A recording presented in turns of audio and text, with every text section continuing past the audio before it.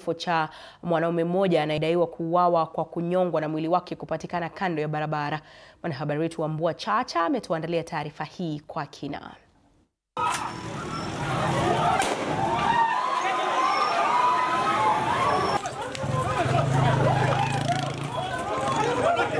Hali ya mshike ilishuhudiwa Jumatano katika mji wa Isebania, kaunti ndogo ya Kuria Magharibi, kaunti ya Migori, baada ya mwili wa jamaa mmoja kupatikana Jumatano katika barabara ya Isebania kuelekea Kehancha. Anapatikana mitaa ya hapa Isebania.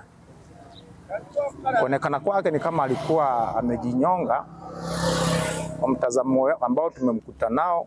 Inadaiwa kuwa jamaa huyo aliuawa kwa njia ya kunyongwa na kisha mwili wake kupatikana kando ya barabara kwenye kibanda.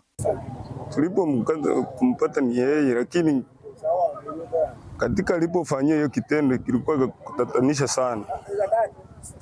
Hiyo mtu sio yeye, alijinyonga, alinyongwa. Matukio ya vijana wenye umri mdogo kupotea kwa njia tatanishi kisha miili yao kupatikana yameshuhudiwa mara si moja katika mji huu wa Isebania. Wenyeji waliokuwa na hamaki walikimbilia katika klabu hii kwa lengo la kumshambulia mhudumu mmoja wa kike anayesemekana kuwa na mahusiano na mwenda zake walioonekana naye siku ya Jumatano kabla ya kutoweka. Aidha, mwanamke huyo alitoroka alikokuwa akiishi baada ya kusikia kuwa alikuwa akisakwa na wenyeji na kujificha katika nyumba hii kabla ya kufumaniwa.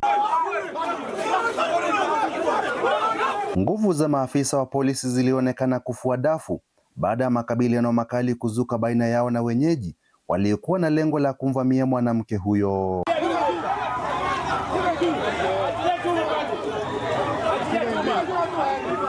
Hata hivyo, viongozi wa makanisa wamelani vitendo hivyo, wakiomba mkono wa sheria kuchukua jukumu la kuwatia mbaroni wahusika. Ikiwa vijana wadogo wakijitoa maisha, wengine wakipatikana katika hali ya kutatanisha, tukio kama hili, tukiwa viongozi wa kanisa kabisa, wakaaji wa Isebania, kitendo kama hicho tunakilaani na tunasema kama kuna tukio hili limeacha wenyeji na wakazi wa Isebania vinywa wazi, huku matukio haya yakizidi kuongezeka kila uchao.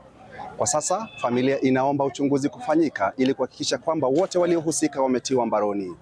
Nikiripotia TV47 kutoka mji wa Isebania, kaunti ya Migori, jina langu ni Wambura Chacha. Asante sana Wambura Chacha kwa taarifa hiyo.